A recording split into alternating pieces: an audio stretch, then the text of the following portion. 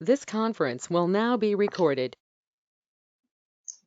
अद्य शुक्रवासरः अथवा भृगुवासरः पौष कृष्णप्रतिपदा दिनांक 29 जानेवारी 2021 माधव निदान मधुकोष्टिका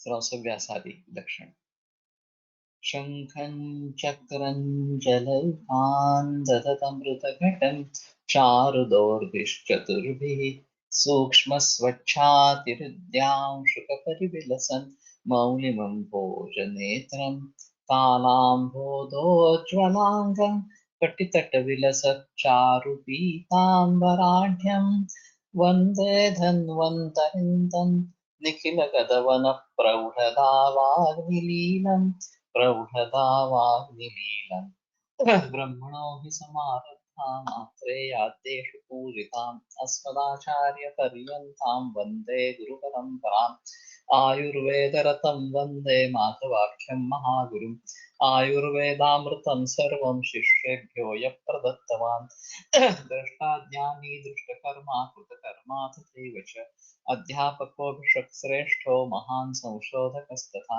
गुणैरेतैः समुदितैः यत्कार्यं कृतनोद्दिशः समृद्ध्यर्थं हि कार्यस्य वयं न प्रयतामहे सरस्वत्यै नमो यस्याः प्रसादात् पुण्यकर्मभिः बुद्धिदर्पणसङ्क्रान्तं जगदध्यक्षमीक्षते आत्रेयं प्रथमं वन्दे आयुर्वेदजगद्गुरुम् आयुर्वेदामृतं सर्वं गृहीत्वा हि सुरेश्वरात् अग्निवेशादिकेभ्यो यत्प्रयच्छत् मुनिसत्तमः प्रथमं तन्त्रकर्तारम् अग्निवेशं नमाम्यहम्।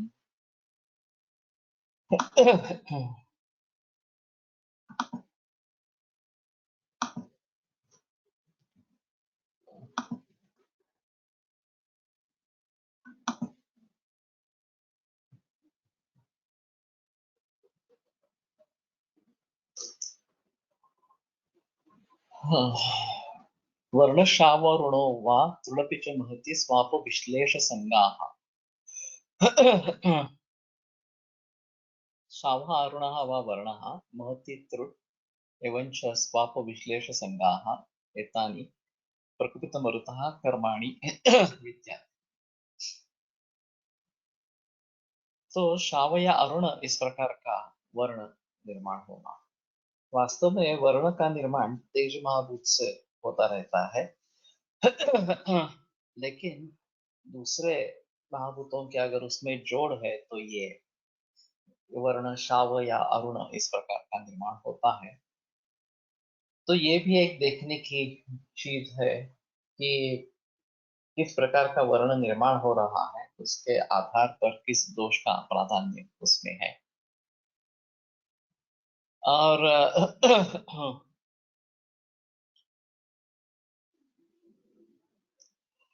तृणपि च महति, इसके बारे में मैंने कल केस बताई थी। स्वाप विश्लेष संघ, स्वाप के बारे में भी काफी बहस हुई थी।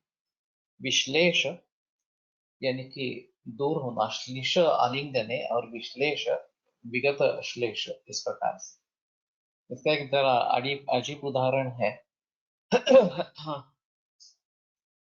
सुमा साठे सर ने उनकी एक केस बताई थी कि रिटाइनल डिटैचमेंट का पेशेंट था ताराचंद में एडमिट हुआ था और उसको सर्जरी चाहिए ऐसा एलोपैथी के डॉक्टर ने भी बोला था और सुमा साठे सर ने भी वही बताया कि तुम्हें ऑपरेशन की जरूरत है। तो वो बोला कि मेरे पास पैसे नहीं है और मैं ऑपरेशन करवाना नहीं चाहता। तो उसी ने पूछा कि ये तो आयुर्वेद का अस्पताल है, तो आयुर्वेद में इसके लिए कुछ है या नहीं है। तो वो उलझन में पड़ गए।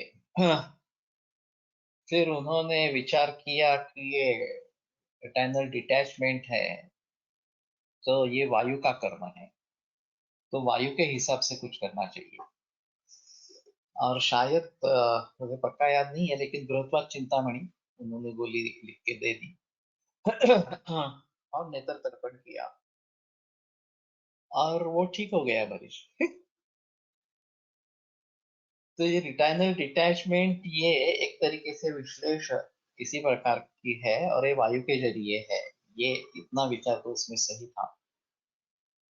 उस जमाने में जो भी ऑप्थेल्मोलॉजिस्ट हुआ करते थे वो सभी आयुर्वेद को छोड़कर एलोपैथी सोचते थे। अभी ये पिक्चर काफी बदल गया है।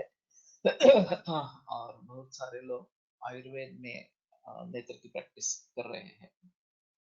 लेकिन ये विश्लेष इस प्रकार से एक वात का रूप है, ये समझना आवश्यक इस प्रकार का है। और संग संग तो वात का है, इसमें कोई संदेह इस प्रकार का नहीं है। लेकिन आम कफ इससे भी संग हो सकता है। ये भी बात ध्यान में रखनी है। स्यात् कषायो रसश्च विद्यात् कर्माणि अमूनि प्रकुपितमरुतः स्यात् कषायो रसश्च। तो कषाय रस ये भी प्रकुपित वायु का लक्षण है। अभी ये थोड़ा सा विपरीत इस प्रकार का, विपरीत नहीं, या तो सामान्य ही है, तो वायु से समान इस प्रकार का ही है कि कषाय रस। लेकिन तिक्तास्यता यह पित्त में दिखाई जाती है। हाँ। और जो रस पित्त का शमन करने वाला है वो कैसा निर्माण होता है, ये एक चीज रहेगी। यहाँ कषाय रसता की बात है तो कषाय रस निर्माण होता है, चाहे कषाय रसात्मक सेवन ज्यादा हो तो मुंह में इस प्रकार की टेस्ट लगती है, कषाय रस की टेस्ट लगती है। और फिर यही ये भी वात का इस प्रकार का लक्षण है। विस्फोटाम्लक धूमकाः प्रलपनं स्वेद श्रुतिर्मूर्छनम् दौर्गन्ध्यं दर्णं मदो विसरणं पाकोरतिस्त्रुभ्रमम् ऊष्मातृप्तिस्तमः प्रवेशदहनं तिक्तत्वं तिक्ता रसाः वर्णः पाण्डुविवर्जितः कृतितता कर्माणि पित्तस्य वे। तो वात के लिए दो श्लोक बताए गए, पित्त और कफ के लिए एक एक ही श्लोक इस प्रकार का बता रहे हैं। विस्फोटक, तो शरीर में इस प्रकार के विस्फोट निर्माण हो जाना, ये पित्त का इस प्रकार का लक्षण है। मेरे पास एक मरीज थी, 2 महीने तेज बुखार था और केईएम अस्पताल में एडमिट थी। बुखार 100 100 103 104 ऐसा रहता था। और फिर करीबन 2 महीने के बाद पूरे शरीर में विस्फोटक उत्पन्न हुए। और जब वो निकले तो उसका निदान autoimmune disorder William Johnson syndrome इस प्रकार का हो गया। तो फिर स्टेरॉइड्स शुरू कर दी ऑटोइम्यून है करके। लेकिन कुछ फायदा नहीं हुआ। तो अब ये बचने के चांसेस नहीं है, ऐसी स्थिति आ गई। उनके रिश्ते में डोंबिवली के केतकर वैद्य थे। वो काफी बुजुर्ग है, अभी 90 उम्र में शायद होंगे। तो वो उनके रिश्ते में थे, उनको बुलाया गया।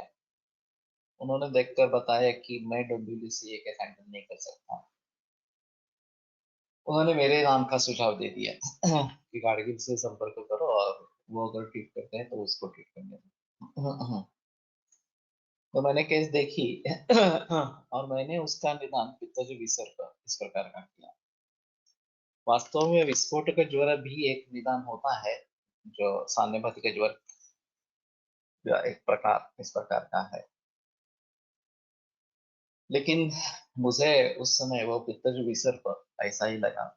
और फिर मैंने दूर्वा और पटोला जी क्वाथ इनका प्रयोग किया। तो धीरे धीरे बुखार उतरता गया। स्टीरॉइड्स हमने टिप ऑफ करके बंद करवाई। उसको अस्पताल से डिस्चार्ज मिल गया और वो पूरी तरीके से सुधर गई। बच गई पहली और फिर सुधर गई। उस समय हम आयत निदान पर काम कर रहे थे और डायग्नोस्टिक सॉफ्टवेयर इस प्रकार का है। तो मैंने ये केस उस सॉफ्टवेयर में डाली तो आश्चर्य है कि पहला निदान जो उभर आया वो पित्तज विसर्प, ऐसा ही निदान उभर आया उस सॉफ्टवेयर में से। तो मुझे बड़ा आनंद हुआ कि मैंने जिस तरीके से सोचा था उसी तरीके से ये निदान उभर आया। और ये एक अच्छा अवसर रहा कि हम सही दिशा में इस प्रकार से काम कर रहे हैं। तो ये विस्फोटक इस प्रकार के हो सकते हैं। अम्लक, तो खट्टापन मुंह में आ जाना इस प्रकार का, या अम्ल उद्गीर्ण इस प्रकार का भी कभी दिखाई देता है। तो अम्ल गुणोद्रिक्त इस प्रकार का पित्त है तो दिखता है। धूम कहा, जैसे कि धूमायन, धूम आ रहा है इस प्रकार से। बहुत ही पित्त अगर बढ़ता है तो ये बात होती है। प्रलपनम, प्रलपनम ज्यादातर वात के बारे में कहा जाता है, और वात में भी वो लक्षण है, लेकिन यहाँ पित्त के जरिए भी प्रलपन होता है। ये एक बात ध्यान में रखनी है। और अगर पित्त के जरिए है तो पित्त शमन चिकित्सा देनी है। स्वेद श्रुतिर मूर्छनम, पसीना पसीना आ जाना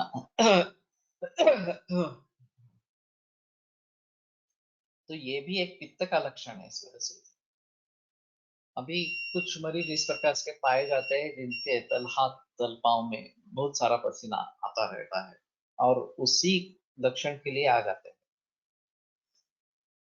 तो इसमें दो तीन चीजें हो सकती है, दो तीन बातों के बारे में विचार करना जरूर होता है। एक तो पानी ज्यादा पी रहे हैं क्या, ये देखना। और पानी ज्यादा पी रहे हैं तो पानी कम करना। पित्त वर्धन करने वाले कारण है तो उनको बंद कर देना, और पित्त शमन की चिकित्सा, कामधुला वगैरह इस प्रकार की चिकित्सा देना। और तीसरा ज्यादा डिफिकल्ट है, वो मानसिक भावों से संबद्ध है। एंजाइटी, क्रोध, या फिर भीति, ये अगर भाव है तो उनको भली भांति ट्रीट करना तो ये कम हो जाएगा इस प्रकार से। तो इस प्रकार के मरीज मिलते हैं। स्वेद श्रुति ये लक्षण रहता है। कहीं कहीं हार्ट अटैक में स्वेद श्रुति इतनी होती है कि पूरे कपड़े भीग जाते हैं तो ये दुर्लक्ष्य करने जैसा इस प्रकार का लक्षण नहीं है। मूर्छनम, मूर्छित होना, ये तो काफी दिखाई देता है इस प्रकार से। कोलटकर सर की एक केस थी कैसे शुरू में एक 3-4 सेकंड के लिए मूर्छा हो गई, समझ गए। फिर दूसरी बार इंसिडेंस हुआ तो 8-10 मिनट लगे। तीसरी बार इंसिडेंस हुआ तो 20-25 मिनट इस प्रकार से लगे। और फिर काफी इन्वेस्टिगेशंस हो गई, और उसमें पता चला कि ब्रेन को सप्लाई करने वाली किसी आर्टरी का माल फॉर्मेशन। तो डॉक्टर ने सुझाव दिया कि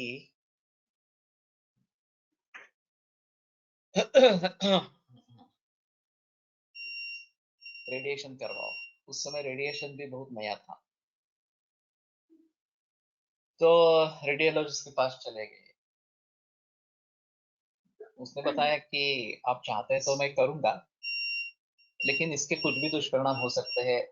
वाचा चली जा सकती है, पैरालिसिस हो सकता है क्योंकि ये बहुत नाजुक काम है। तो अगर आप रिस्क उठाना चाहते हैं तो करो, नहीं तो मत करो। फिर उन्होंने वो बात टाल दी कि रेडिएशन नहीं करना है, ऐसा डिसाइड किया। और किसी के सुझाव मिलने से कोलटकर सर के पास आए। कोलटकर सर ने जब हिस्ट्री ले ली हाँ, तो पता चला कि वो बहुत क्रोधी व्यक्ति था और बार बार गुस्सा हो जाता था, छोटी छोटी बातों पर भी गुस्सा हो जाता था।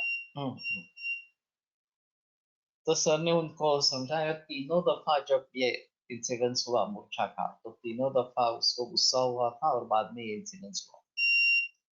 तो सर ने बताया कि मेरे ख्याल में क्रोध ही आपका कारण है, पित्त बढ़ रहा है इससे, तो आप क्रोध को कंट्रोल करो तो ये नौबत नहीं आएगी।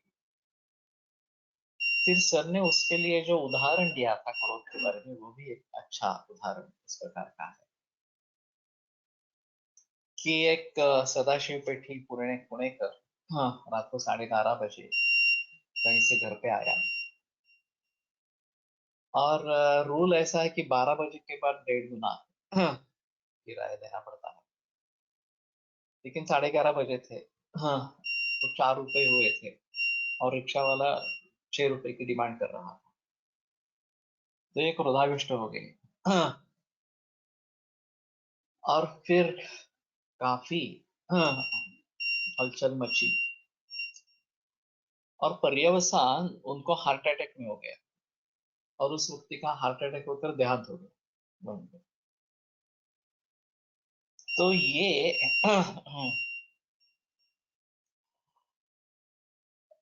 सोचने की बात है कि हमारी आयु क्या 2 रुपए कीमत की है, हाँ, 4 से 6 रुपए देने थे,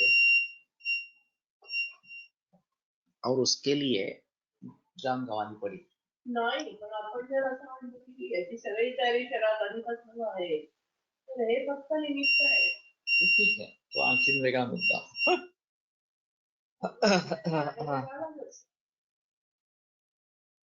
उसमें क्रोध का रोल है और पहले से संचित कुछ है, ये एक अलग चीज इस प्रकार की होगी। और कुछ लोग कहेंगे कि ये सवाल 2 रुपयों का नहीं है, ये सवाल है तत्व का। तो कोलटकर सर का कहना था कि तत्वनिष्ठा तुम रखो, लेकिन उसके लिए गुस्सा करने की जरूरत नहीं है, मैं पैसे नहीं दूंगा, चाहे तो पुलिस में चलो, ऐसा अगर बोल देते तो ठीक रहता था। या फिर कटकट नहीं चाहिए तो दे देना चाहिए पैसा और छोड़ देना चाहिए।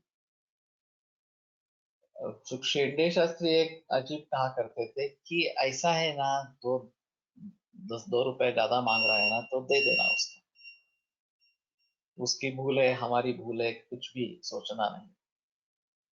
तो उनसे पूछा ऐसा क्यों, तो बोले कि उसके और हमारे जन्म पत्रिका में थोड़ा सा बदल है, इसलिए वो रिक्शा ड्राइवर बन गया और हम उसके ग्राहक बन गए। तो ये सोचकर हमें 2 रुपए ज्यादा देने से ज्यादा फर्क नहीं पड़ता, लेकिन 2 रुपए ज्यादा मिलने से उसको फर्क पड़ता है। सभी लोग सहमत हो गए नहीं होंगे अलग चीज है, लेकिन गुस्सा नहीं होना ही ये सबसे अहम है। लंबर स्कोलियोसिस मध्ये फक्त वाताचा विचार करून ट्रीटमेंट देता येईल का? वात का ही विचार करना पड़ता है, हड्डियों के बारे में भी सोचना पड़ेगा, या पोस्चर्स के बारे में सोचना पड़ेगा।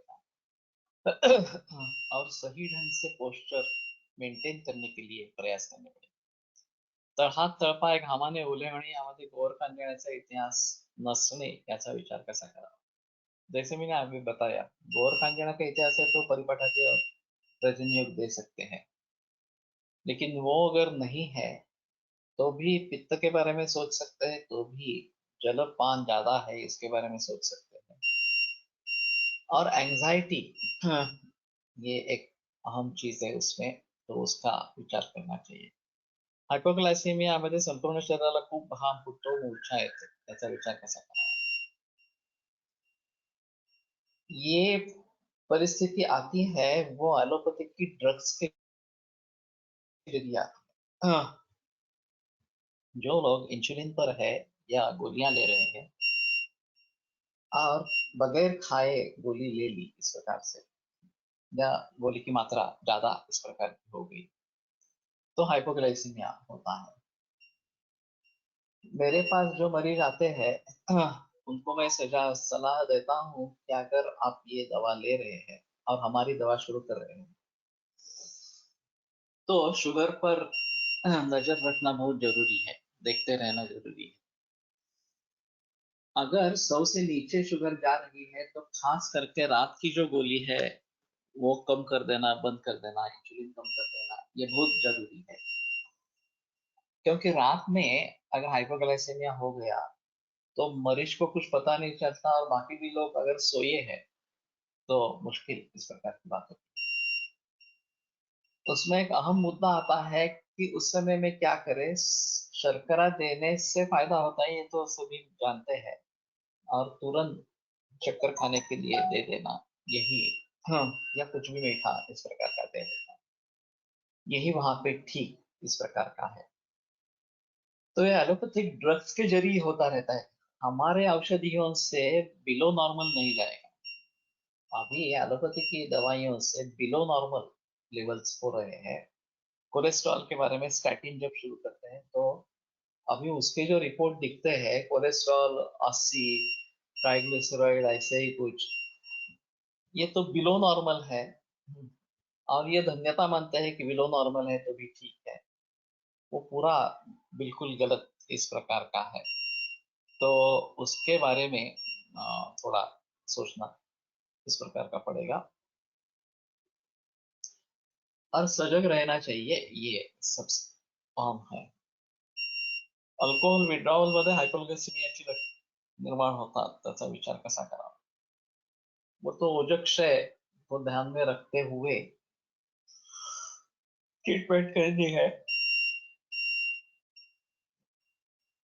और अगर हाइपोग्लाइसेमिया हमारा निदान है, एलोपैथी का निदान है, तो शक्कर दे देना यही सबसे अहम चिकित्सा इस प्रकार की रहेगी। और अल्कोहल विड्रॉवल में बेचैनी ज्यादा रहती है, या किसी भी एडिक्शन के विड्रॉवल में बेचैनी बहुत ज्यादा रहती है। तो ये जो है सारस्वता वगैरह इस प्रकार से कुछ काम करता है। मैंने एक केस देखी थी, केस एक्चुअली देखी नहीं, उसके पिता आए थे, उसको हेरोइन लेने की आदत थी, चेसिंग करता था और उसने छोड़ दी। और मैं करीबन दवाखाना बंद करके निकलने वाला था तो वो आ गए और फिर उन्होंने बताया कि वो उसको अभी बहुत बेचैनी है। तो मैंने सुवर्णमाक्षी, बृहत्वा चिंतामणि वगैरह ऐसी कुछ दवाइयाँ, और उसके साथ में सारस्वतारिष्ट उसको बताया, और 6 चम्मच सारस्वतारिष्ट मैंने पहली बार कितना डोज उसको बताया। और उसको पूछा कि वो कैसे करता था, उन्होंने कहा चेसिंग करके करता था। तो दशांग लेप दिया था और इसका धुआं करके वो नाक से लेने के लिए कहा, ऐसा बताया। चेसिंग विषय म्हणजे चेसिंग म्हणजे चेसिंग म्हणजे धूमपान करून ओढायचं असं।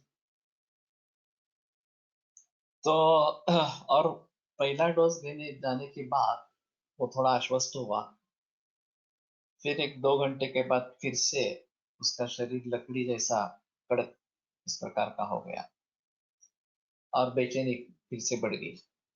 तो दूसरा डोज दिया गया, वो लेने के बाद भी 2 घंटे अच्छे रहे। हाँ, फिर तीसरा डोज गया तो करीबन 18 चम्मच सारस्वतारिष्ट उसके पेट में गया और उसके साथ में वो दवाइयां गई। तीसरे डोज के बाद वो सो गया और फिर सुबह उठा, फिर बाद में मुझे दिखाने के लिए आया।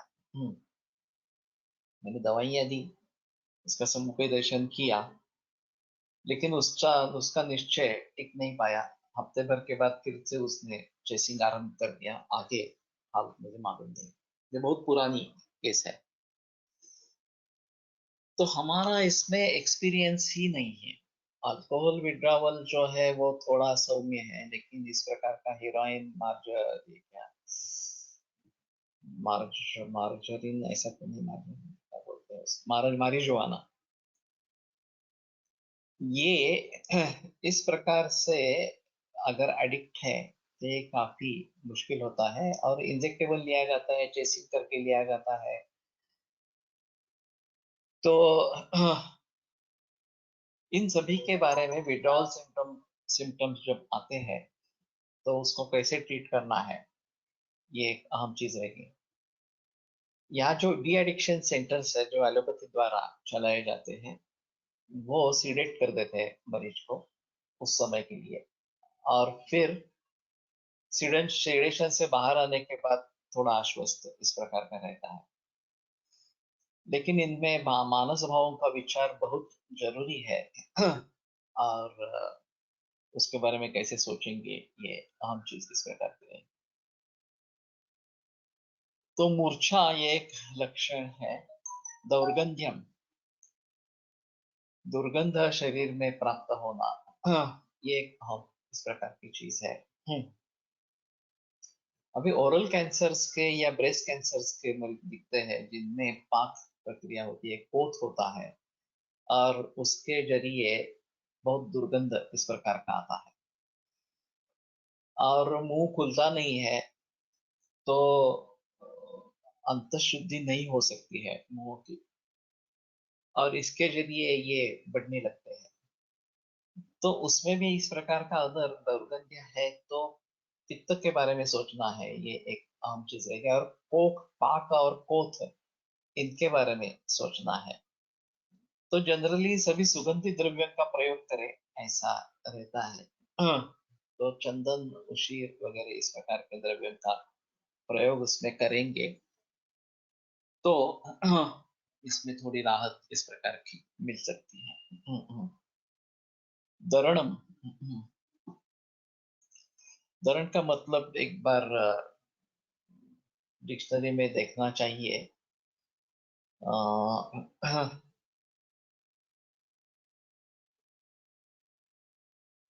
मुझे अभी पक्का याद नहीं आ रहा।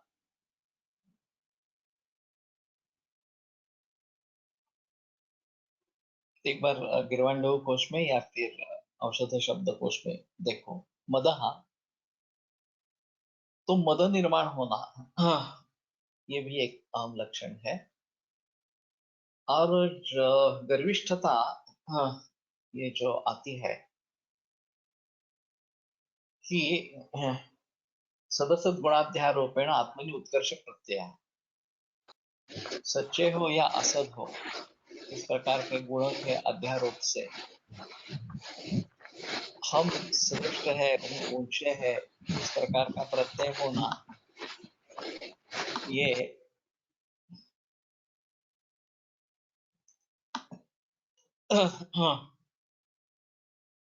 मद इस प्रकार का कहा जाता है। मध्य से भी मद होता है और सुप्रीमसी की भावना से भी मद इस प्रकार का होता है। और यहाँ पे पित्त के जरिए इस प्रकार का होता है।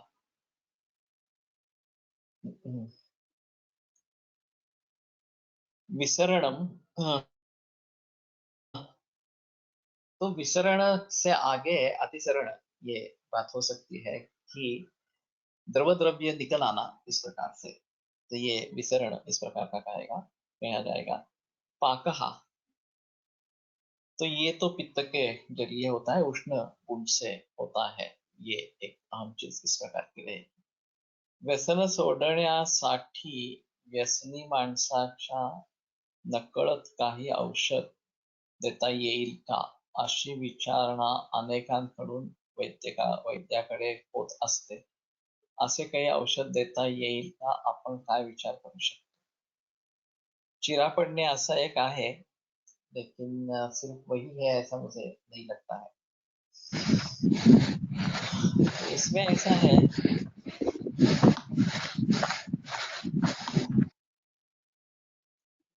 होम्योपैथी में इस प्रकार के कुछ उपचार किए जाते हैं व्यसन से मुक्त होने के लिए।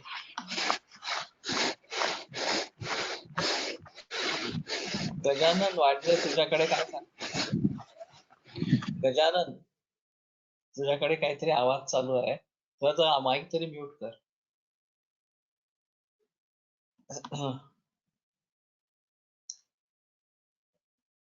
तो आयुर्वेद में ऐसा कर सकते हैं, नहीं कर सकते हैं, ये एक अलग चीज रहेगी।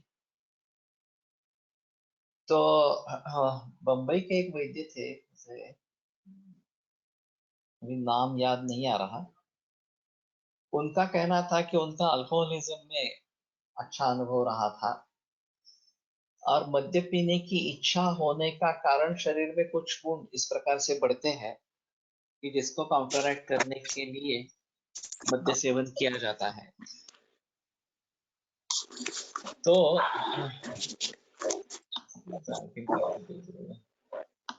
सभी अपना माइक म्यूट करें।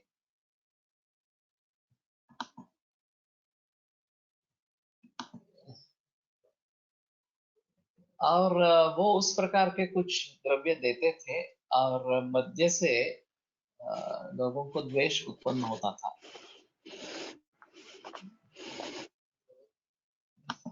गजानन, तुझं माइक म्यूट कर, ऑफ कर।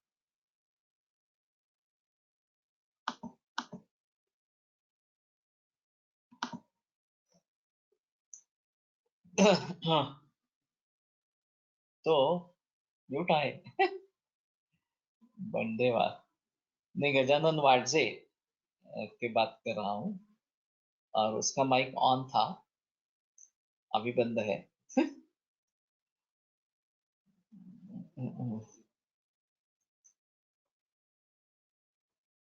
तो इसके बारे में थोड़ा सोचना चाहिए कि अगर डी एडिक्शन के बारे में हमें कुछ करना है प्रयास, तो इन सभी के बारे में थोड़ा सोचना चाहिए.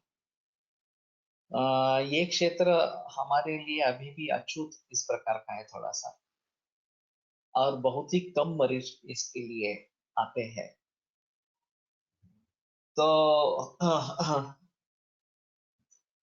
धृतिभ्रंश है हमारे हिसाब में कि जानते हुए भी इस प्रकार से एडिक्ट हो जाना, ये धृतिभ्रंश है. लेकिन फिर भी अगर कुछ प्रयास करने हैं धृतिभ्रंश को दूर करने के लिए, तो धीरेरात्मादि विज्ञान. लेकिन जब भी कभी उसकी याद आती है, मित्र मिल जाते हैं, तो ये फिर से होता रहता है. तो अल्कोहलिक एनोनिमस अनोनिमस इसमें काम करती है, और अनुभव का आदान प्रदान ये उनका अहम मुद्दा है. दूसरों का अनुभव सुन के मुझे आत्मविश्वास प्राप्त होता है, ऐसा उनका कहना है. तो ये थोड़ा करना इस प्रकार का चाहिए. विसरणम पाका आरती. तो ये आरती एक अजीब चीज हो सकती है, बहुत बेचैनी इस प्रकार से, और ये पित्त के जरिए इस प्रकार का हो सकता है. मेरे पास एक अजीब केस आई थी कि पेट में बहुत जलन हो रही थी, और पता नहीं चलता, उसके जरिए बहुत ही आरती इस प्रकार की थी. वो रेगुलरली सरदेशमुख सर की ट्रीटमेंट लेते थे, और उन्होंने जिक्र किया कि आप उनको सरदेशमुख सर आकर उनको देखिए. सरदेशमुख सर कहे मैं अगले हफ्ते में आऊंगा. तो बड़े चित्रकार इस प्रकार के थे. तो उनकी एक छात्रा थी जो हमारी स्टूडेंट है आयुर्वेद की. तो उसने मुझे जिक्र किया कि सरदेशमुख सर तो नहीं आ सकेंगे, लेकिन आप आकर देखेंगे तो थोड़ा अच्छा रहेगा. तो जब मैंने जाकर देखा, तो उधर में लिवर के थोड़ा सा नीचे एक फ्लूइड थ्रिल इस प्रकार का था, और वहीं पे बहुत ज्यादा जलन इस प्रकार की हो रही थी. गर्म भी था वो. तो मैंने सुझाव दिया सोनोग्राफी करवाओ. सोनोग्राफी करवाने पर पता चला कि उनको गॉलस्टोन्स थे, और उसका ऑपरेशन करके गॉल ब्लैडर निकाल दिया था. और जो कॉमन बाइल डक्ट है वहां रप्चर इस प्रकार का हो गया था, और वो बाइल संचित हुआ था पेरिटोनियम में, जिसको बिलियोमा इस प्रकार का कहते हैं. मैंने पहली बार बिलियोमा शब्द सुना, और फिर ये accumulation of bile in the abdomen इस प्रकार का है. तो मैंने सरदेश सर से बात की कि ऐसी ऐसी स्थिति है, और एक हफ्ते के लिए तो रुक नहीं सकते हैं. तो सर ने बता दिया, तुमने देखे है ना, कैसे तुम ट्रीट करो, कोई प्रॉब्लम नहीं है. इस प्रकार का. मैंने एलोपैथी में पूछा, तो वो बोले ये थोड़ा आसान है, सिरिंज डाल के पित्त निकाल देंगे तो ये तुरंत शांत हो जाएगा. और वो जो वाइल्ड डक में प्रॉब्लम हुई है वो अपने आप हील जाए हो जाएगी, तो ये तकलीफ निकल जाए. वैसा हुआ. सिरिंज डालकर वो पित्त निकाला गया, और फिर वो अपने आप जब बाइल डक्ट रप्चर हुआ था, वो हील होने से ये ठीक हो गया. लेकिन वो कंडीशन पेरिटोनाइटिस में कन्वर्ट हो सकती थी और फिर बचने की उम्मीद बहुत कम थी। उनकी उम्र वैसे भी 70 से ऊपर थी। और तब पता चला कि गॉल ब्लैडर निकालने का एक कॉमन इस प्रकार का कॉम्प्लिकेशन है। हमने तो ज्यादा मरीज देखे नहीं है इस प्रकार से। Rajasthan Ayurved from Mumbai promotes such products. Vidari is major content along with some liver correction and major drugs. Available है क्या बाजार में? इस प्रकार का प्रोडक्ट अगर है, हाँ, अवेलेबल है तो हम सभी इस्तेमाल करेंगे। Yes sir. नेम?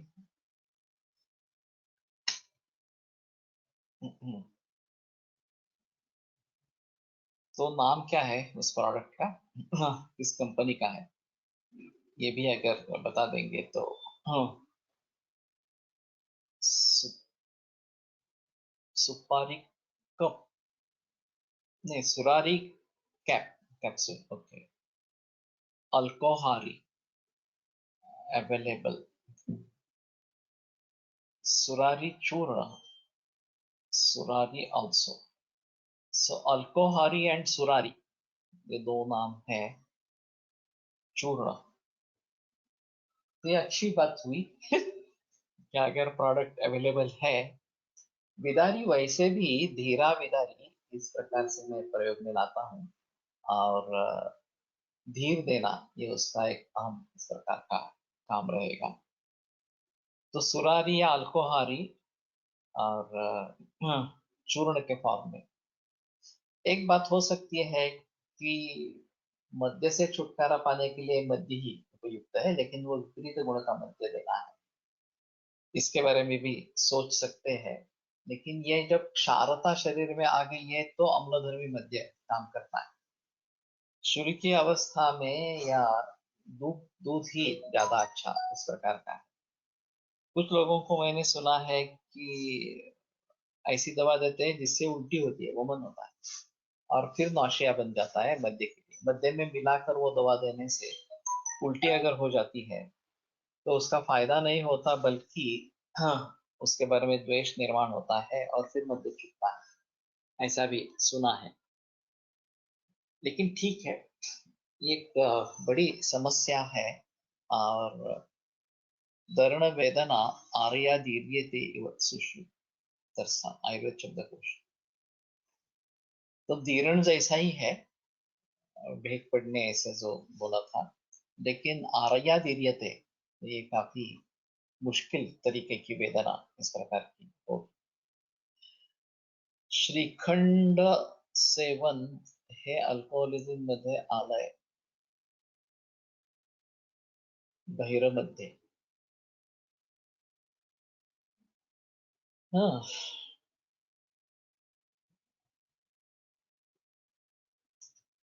ये भी प्रयोग कर सकते हैं श्रीखंड का। श्रीखंडासव। हाँ हाँ, श्रीखंडासव तो चंदन का असव हो गया ये। श्रीखंड ये चंदन का पर्याय है, एवीएस से मिलते हैं।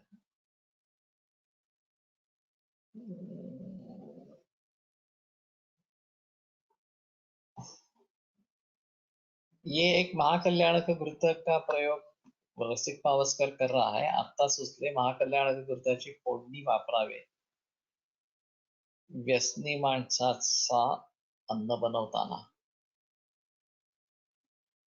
वैसे महाकल्याणक घृत पेट में भी देते हैं किसी ये श्रीखंड असव क्या है एक बार देखना पड़ेगा। चंदन का ही है, एवीएस से मिलते हैं।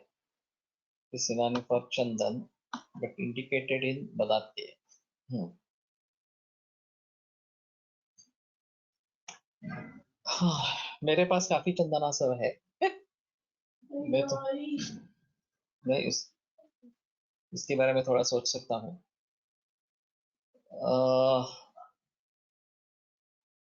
मैंने सोचा कि श्रीखंड दे सकते हैं, ये भी बात हो सकती है, थोड़ा देखना चाहिए। लेकिन ठीक है, श्रीखंडा सब तो मिलता है। और हाँ श्रीखंडाचं पण आहे म्हणतो चंदन, हाँ चंदनाचं आहे। भट्ट सर के यहाँ हम चंदन को श्रीखंड पर्याय से ही प्रयोग में लाते थे। चंदनाचं असं आहे, श्रीखंडाचं असं नाही करायचं। श्रीखंडच खायचं, श्रीखंड सेवन असं मला वाटतं, तर ते वेगळा होईल याच्या स्वरूपाचं।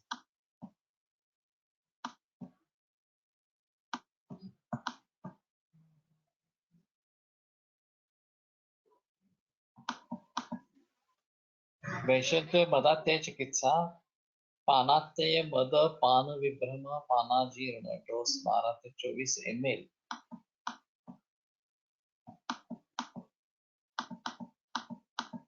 श्रीखंड मरीच मांसी हरिद्रा दारू हरिद्रा चित्रक घन उशीर तगर द्राक्षा चंदन। श्रीखंड आणि चंदन पुन्हा वेगळं आलं, मग श्वेतचंद्र चंदन असं काय? नागकेशर पाठा धात्री कणा चव्य लवंग एलवालुक लोध्र जल द्राक्षा गुड़ धातकी अनुपान वाटर। तो अच्छी बात है। श्रीखंडा सा अगर बाजार में मिलता है तो ये थोड़ा चंदना सा, लेकिन ये इसमें काफी सुगंधित द्रव्य इस प्रकार के हैं।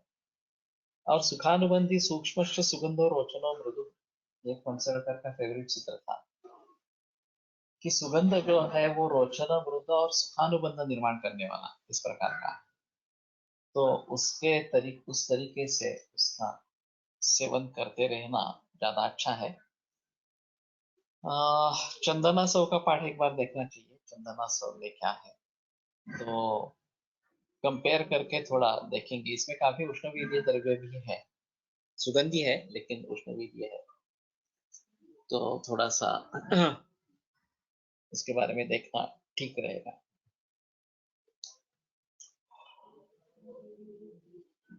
अरुति ही, हाँ हम अरुति से आगे निकले तो बेचैनी, पित्त के जरिए इस प्रकार की बेचैनी होती है, और खास करके अम्लपित्त में जब सरदर्द होता है तो बहुत ही बेचैनी रहती है, और जब उल्टी हो जाती है तब सारा शांत हो जाता है, बेचैनी निकल जाती है।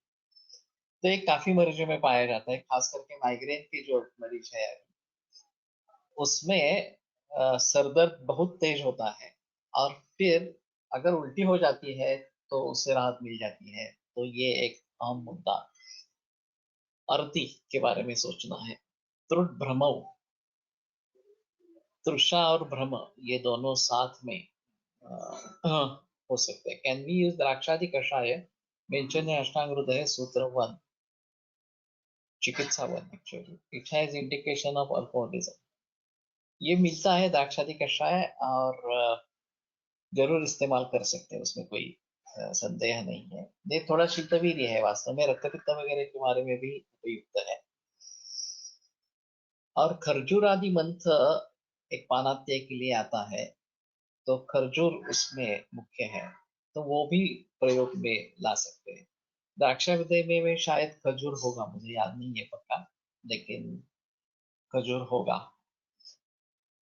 तो इसका भी प्रयोग हो सकता है। तो थोड़ा श्रीखंडासव के बारे में देखेंगे अगर अवेलेबल है तो, या चंदनासव भी प्रयोग करेंगे। महाकल्याण का गुरुत्व का मैंने भी प्रयोग किया है, वास्तव में मैं बताना भूल गया। और रसिक पावस सर ने काफी मात्रा में महाकल्याण का गुरुत्व का प्रयोग किया है, तो उससे जल्दी राहत अच्छी मिलती है, और ये आकांक्षा मध्य की कम होती जाती है इस प्रकार से। त्रुट और भ्रम, तृष्णा और भ्रम ये भी लक्षण होते हैं। यहाँ तो द्विवचन के इस प्रकार के हैं, उसके बारे में थोड़ा सा सोचना पड़ेगा।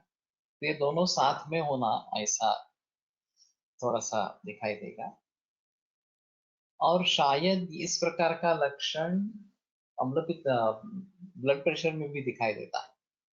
तो भ्रम ये तो है, लेकिन उसके साथ अगर तृष्णा है तो पित्त को मानकर करना पड़ेगा। माइग्रेन को अम्ल पित्त पकड़ कर ही करेंगे तो चलता है, शिरस्त्री यही प्रधान रहता है, लेकिन कारण जो दिखाई देते हैं वो पित्त बढ़ाने वाले इस प्रकार के ही कारण ज्यादातर दिखते हैं, तो उसी की ट्रीटमेंट से ठीक होता है। मुनिम्बादी चूर्ण और पथ्यादि कषाय। खूब ज्यादा हो तो कभी कभी वेलों का उच्चारण भी करते हैं, तो उससे राहत इस प्रकार से मिलती है।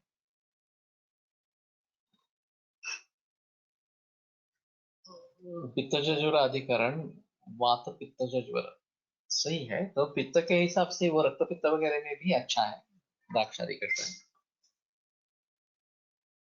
तो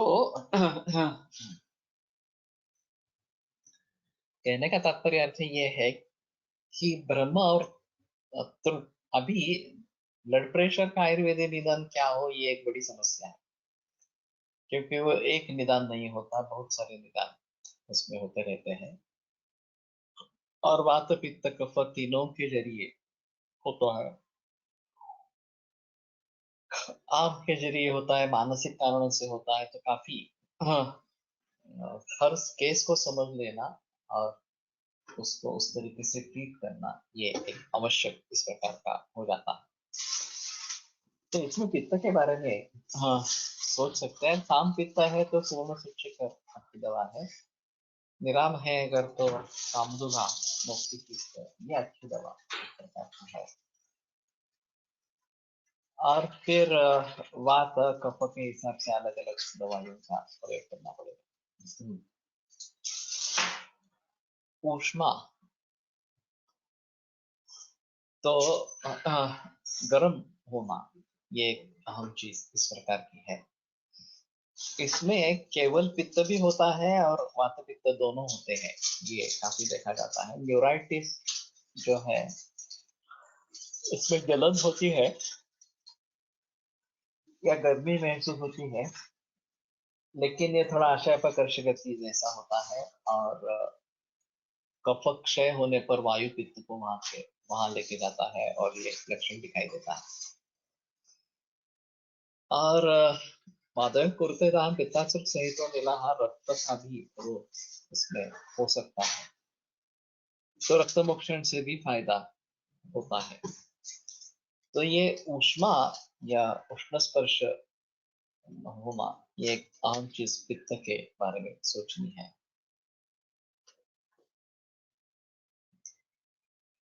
अतृप्ति,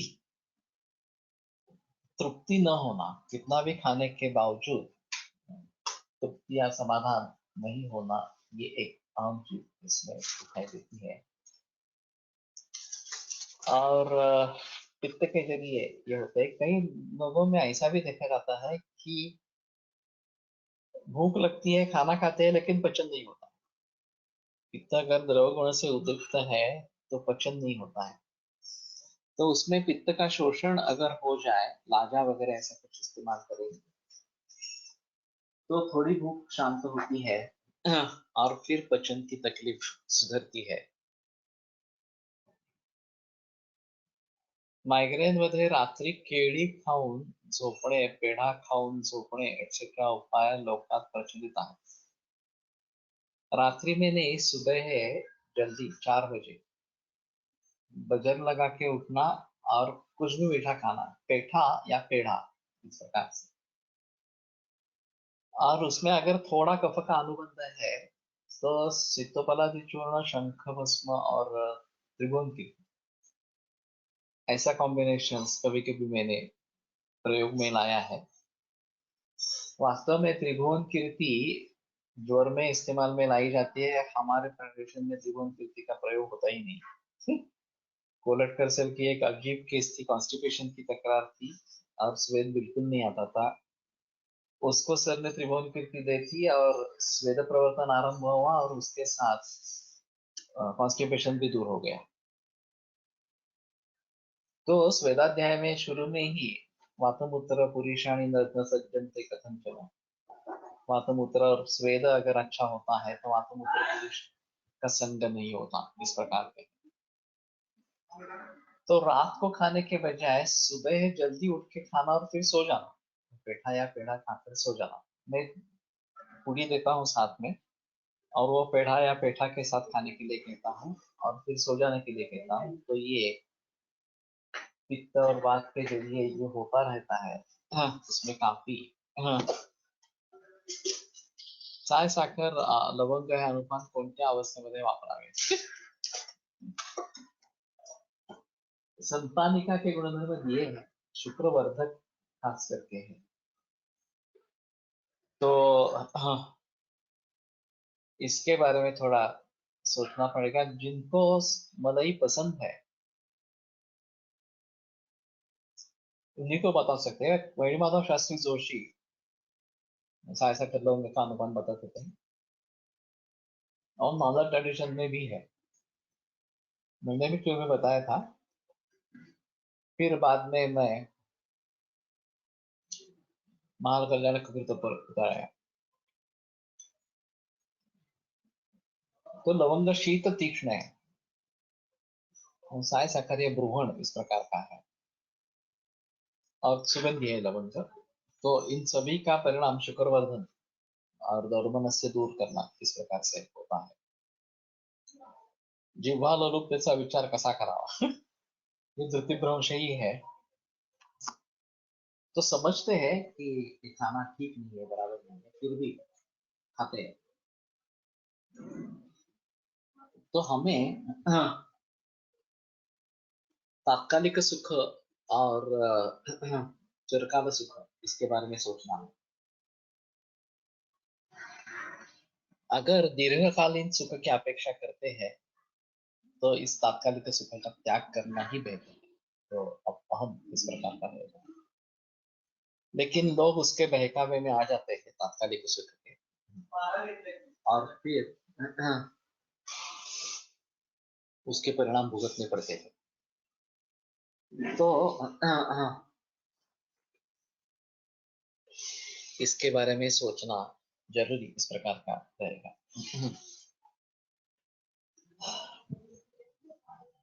वास्तविक जो व्रत वैकल्य बताते हैं वो मन पर नियंत्रण कैसे रखे, वो कैसे सीखे, इसीलिए उपवास की जो संकल्पना है कि रोजाना खाना जो है नहीं खाना है, इस प्रकार से हल्का खाना खाना है या द्रव द्रव्य ले लेना है, और लंघन, बेसिकली लंघन करना है। लेकिन फिर उसका परिवर्तन आजकल के उपवास में हो गया, और ये अच्छा प्रज्ञापराध का नमूना है। हाँ, हाँ। और ये बातें लोगों के मन में इतनी बैठ जाती है कि वो छोड़ने के लिए तैयार नहीं होते। जब मैंने साबूदाना के निर्माण का विधि सुना, व्हाट्सएप में देखा वगैरह वगैरह, तो सच्चाई नहीं है, अलग चीज रहेगी। लेकिन वो करने के बाद नहीं, साबूदाना खिचड़ी तो उपवास में नहीं खानी है, ऐसा मैंने सोचा। लेकिन आषाढ़ी एकादशी और महाशिवरात्रि ये बड़े इस प्रकार के दिन रहते हैं।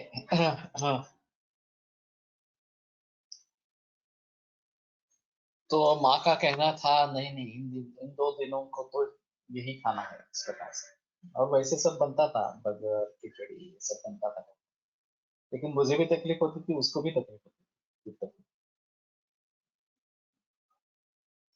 तो मैंने कहा मेरे लिए तो तुम मत बनाओ, अपने लिए तो वो बनाती रही, खाती रही और तकलीफ भुगती रही। लेकिन फिर आगे, हाँ, मेरे लिए नॉर्मल खाना बनाना, और मैं उसके साथ खिचड़ी खाता था क्योंकि वो पसंद रहती थी इस प्रकार से। हाँ, लेकिन वो सीमित मात्रा रहती थी, केवल खिचड़ी ही खाना ये नहीं करते थे उस समय में।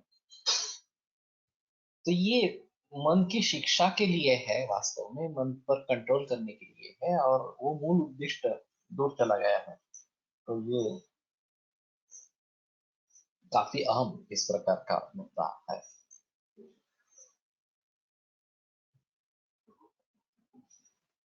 माइग्रेन एक्यूट केसेस ट्रीट करना मुश्किल होता है थोड़ा सा।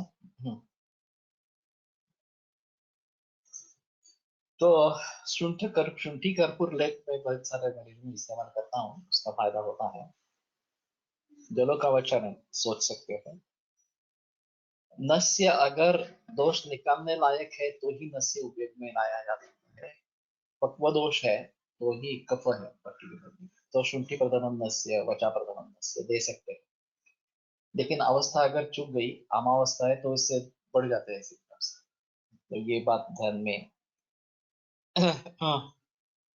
रखना जरूरी इस प्रकार का रहेगा। और फिर दवाइयां दी जाती है, गोदंती है, शोलादि वगैरह है, सुचेखर है वगैरह वगैरह, वो अपने अपने तरीके से उनके बारे में सोच से, या पथ्यादि काढ़ा है, अपने अपने तरीके से सोच के इन दवाइयों का प्रयोग होता रहता है। लेकिन मूल रूप से पथ्य परहेज बताना ये बहुत आवश्यक। एलोपैथी में तो इसको इडियोपैथिक मानते हैं और कोई कारण को ढूंढने का प्रयास ही नहीं करते। ये बड़ा अजीब है, और फिर भी वो साइंटिफिक सिस्टम है। और आयुर्वेद साइंटिफिक है या नहीं है इसके बारे में सोचना है। पहाटे उठून पेढा पेठा खाणे गर्भिणीमध्ये वापरता येईल का मॉर्निंग सिकनेस है? कुछ हद तक कर सकते हैं, लेकिन ये देखना जरूरी है कि उससे अजीर्ण न हो जाए। अजीर्ण हो जाए तो ये तकलीफ वाली बात इस प्रकार की होगी। वैसे कामधुआ दूरवा अच्छे काम करते हैं, और अगर कुछ भी उपाय नहीं हुआ तो मायके जाना ये सबसे बड़ा अच्छा उपाय होता है। ससुराल में ये तकलीफ होती रहती है, जैसे ही माँ के घर जाते हैं तो ये अपने आप कम हो जाती है, ऐसा बहुत सारे मरीजों में देखा है। तो इसमें मानस भाव भी एक महत्वपूर्ण इस प्रकार का है। दरण मोड़तोड़ गिरवाण लवकुश। ओके, तो आयुर्वेदिक शब्दकोश हमारे लिए ज्यादा अच्छा रहेगा, और दीर्ण जैसा होता है ये अहम चिकित्सा सूत्र वहां पे रहेगा। हाँ, उष्मा अतृप्ति तम प्रवेश। तो तम प्रवेश ये भी एक अहम चीज रहती है। हाँ, कि अंधेरा हो जाता है सामने बिल्कुल, और जैसे हम अंधेरे में घुस रहे हैं इस प्रकार की परिस्थिति होती है। तो मुझे याद है जब बचपन में मेरे दांत निकाले थे एनेस्थीसिया देकर, क्लोरोफॉर्म देते थे उस समय में, तो मैं इतना जोर से घूम रहा था, चक्रारूढ़ से स्थिति, और बाद में अंधेरे में प्रवेश किया, ऐसा मुझे याद है। फिर आगे का कुछ याद नहीं है इस प्रकार से। मोशन सिकनेस के बारे में ऐसा है कि खाली पेट अच्छा लगता है या भरे पेट अच्छा लगता है, ये देखना है। अगर खाली पेट अच्छा लगता है तो लंघनी करना है और पाचन करना है। ये आले पाक ये अच्छा है इस समय में, खाने के लिए, चूसने के लिए। हाँ, और अगर भारी पेट अच्छा लगता है तो सुवर्ण गैरी अच्छी दवा है, और थोड़ा खाना खा के निकले। हाँ, ये बेटर ऑप्शन इस प्रकार का है। इसमें लघु सूच्यकर भी दे सकते हैं। हाँ, खाली पेट अच्छा लगता है तो। और यहाँ पे कामधुआ भी दे सकते हैं, गिरीश दे सकते हैं, तो इससे काफी फायदा होता है। और मानसिक शांति होनी चाहिए, कि सोचना नहीं है मुझे मोशन सिकनेस होगा, उल्टी होगी, ऐसा सोचना नहीं है। और दूसरा वातक क्षोभ के कारण होता है, घाट सेक्शन में मोशन सिकनेस ज्यादा होता है, तो ये एक क्षोभ है।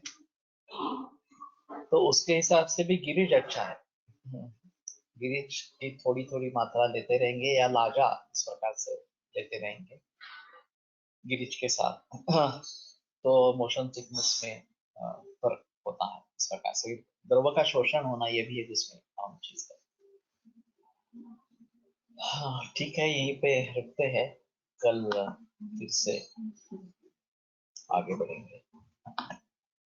आयुर्वेद प्रकांडो निगदित इह हि शल्यतंत्र प्रधानः शिष्येभ्यः शाश्वतोऽयं निखिलजनकृपा व्याप्तचित्तेन येन आयुर्वेदस्य वाञ्छन् पुनरपि भुवने तां च सुष्ठु प्रतिष्ठां श्रेष्ठं धन्वन्तरिं तं प्रणमति च सदा वैद्यवर्गो हि नूनम् वैद्यवर्गो हि नूनम्। विरम्यते व्याख्यानव्यापारः। श्वः पुनरपि मिलिष्यामः।